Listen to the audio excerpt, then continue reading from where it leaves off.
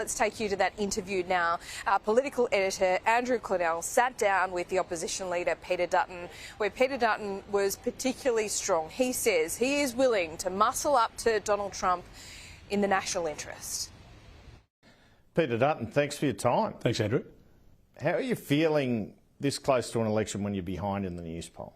Look, I feel pretty relaxed about where we're at. I think we've done a lot of work in policy. We've done a lot of work in understanding what Australians are going through, and I think we can frame ourselves as a better alternative over the next 3 years than what people have experienced over this 3 years. But shouldn't you be ahead now? I mean, it's hard for a Prime Minister to have a defeat like The Voice and for everyone's living standards to decline so much, albeit there's low unemployment. One would think you would be ahead. Maybe not by a great margin, but you're not. Well, it hasn't happened since 1931 that a first-term government has lost, and that's not for any insignificant reason. The fact is that people normally pick and stick, and I think they would normally give the benefit of the doubt to a government like this. But I do think there's an incredible softness in the numbers, and I do think as we move around the country, it's obvious that people are still worried about the cost of living pressures that they're under, small business failures, they're worried about the cost of energy. They're worried about what a Labor Greens minority government would mean for them and their families, and indeed for our country. I think the Prime Minister's dropped the ball in relation to national security, and there are other factors that I think will come into play as we get closer to the election. And I think on that basis, we can be in a good position to win. Well, what's going to give you the momentum? I mean, he keeps saying he's kicking with the wind in the last quarter. Well, you have a read of some of the transcripts and the interviews he's doing. There's a lot of hubris there, and I think he thinks it's in the bag. I think Australians might make a different judgment by polling day. But there's a lot of water to go under this bridge yet, and I think a lot of policy to come out, a lot of contemplation. And when people compare the pair, they're going to see a Prime Minister who has let them down over the last 3 years, broken his promise about $275 power bill reductions. They've gone up by $1,300, and that's just the start of the financial pressures families are under. And on the other hand, we have a positive plan to manage the economy effectively, to keep Australians safe, to make sure we can help young Australians realise the dream of home ownership, and also deliver a quality healthcare system. And that's the choice that people will have at the next election. Was it a tactical mistake to say no to Labor's tax cuts? No, I don't think so. And I think if you look at there was some polling out earlier this week, if you're to be guided by that, I think the government's tax measure was supported by 51%. Our 25 cent a litre reduction in the petrol tax, so diesel and petrol down by 25 cents under our plan, starting straight away if we're elected, that was at 68%. So when people have heard it, when they know the two offerings, then I think they default to ours, and people know that the 70 cents a day tax cut starting in 15 months' time, it just doesn't cut it, given that the average family is $50,000 worse off under this government. So I think just waved it through. It would have been quite easy to do. Well, why vote for us if we're just a carbon copy of the Labor Party? That's not what I've stood for. But that's actually a question about why match the bulk billing promise, but not tax cuts as the party of lower taxes. Because I strongly believe in the fact that the government has broken the Medicare system. When I was Health Minister, the bulk billing rate was at 84%. Today it's at 77%.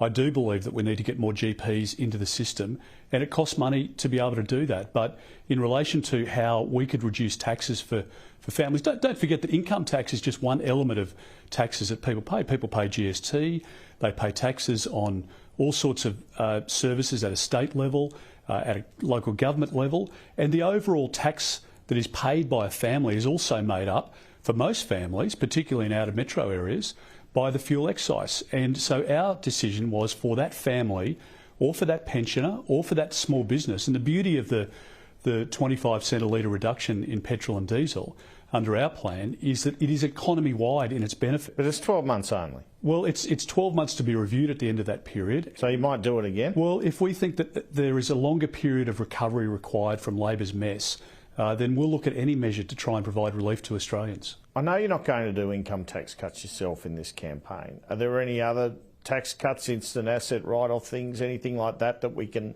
look forward to? Well, we've made the announcement in relation to instant asset write-off. So the government has said to small businesses, 29,000 of whom have failed over the last 2.5 years. That's a record number in our country's history of small business failures. And behind everyone is somebody who's lost their house, somebody who's lost their life savings, somebody who's lost their dream or their job.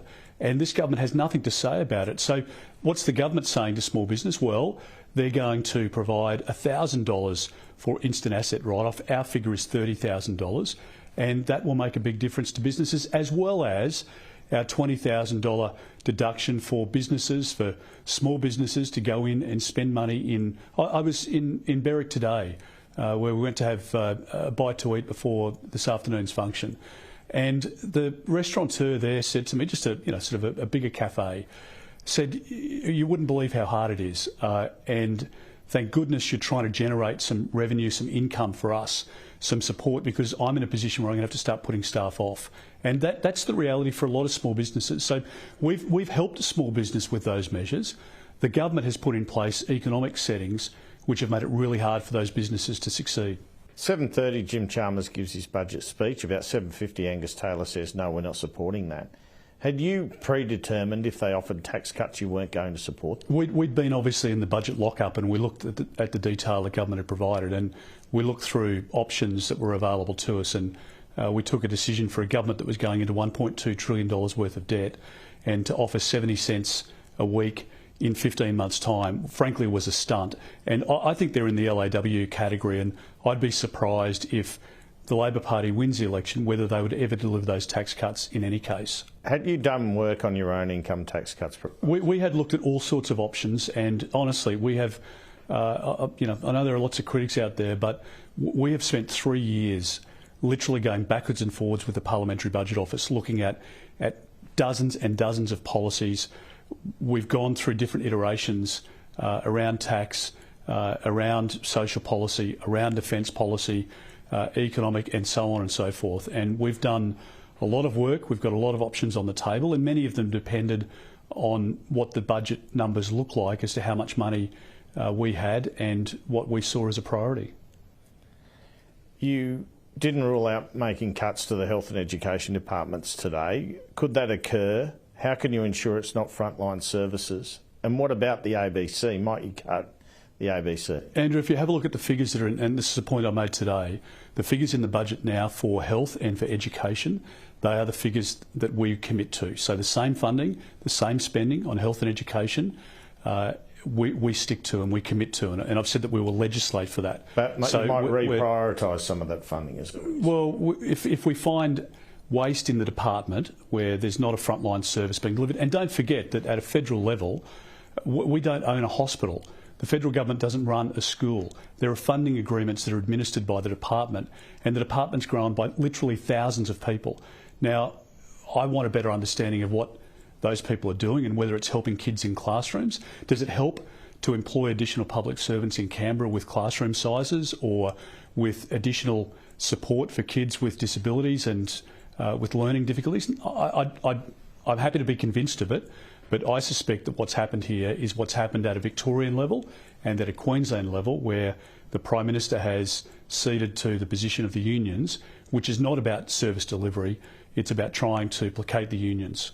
There's a lot of critics on your side about the ABC, so what about, would you have a look at their budget? Well, again, I think the approach that we would take is to reward excellence, and to where we find waste, to cut that waste. And there are a lot of regional services for the ABC which I think are underdone. We were out in Western Queensland just yesterday looking at the devastation of the floods, and the ABC could be a much more integral part of that community, but just having it based in Sydney or just being based in Melbourne is not helping people in outer metro areas or regional areas. And what about the NDIS? They've got this 8% growth target. Do you think there's enough waste there or ability to reform it to bring that down? Well, I've always said that I want to see the NDIS remain sustainable, because it's an important program. And I was always particularly taken by, and I've got family in this situation as well, where you've got ageing parents and adult children with disabilities, and the uncertainty about what happens to their kids when the parents pass. So I always thought the NDIS was admirable in its intent in that regard.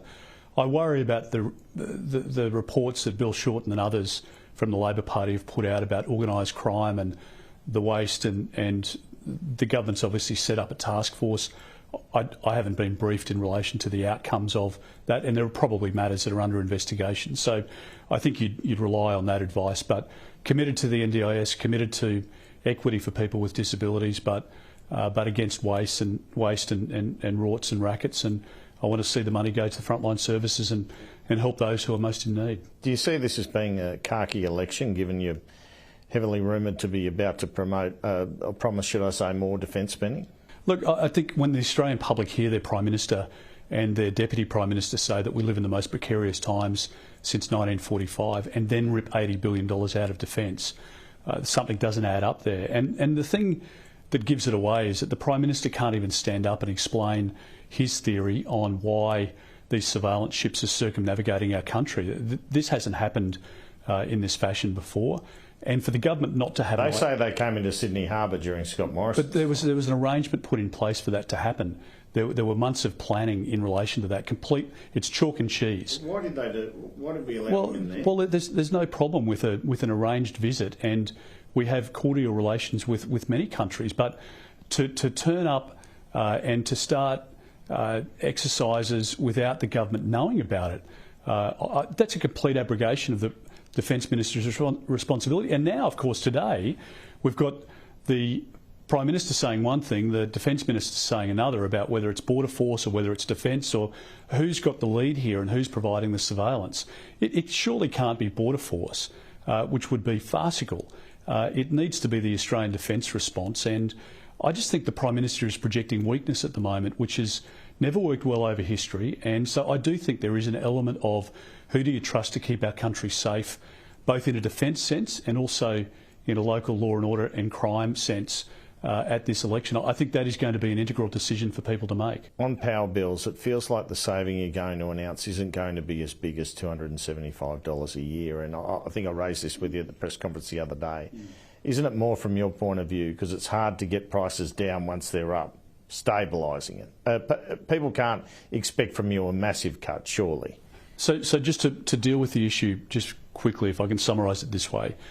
Electricity's gone up by 32% under Labor. Gas has gone up by 34% in just 3 years.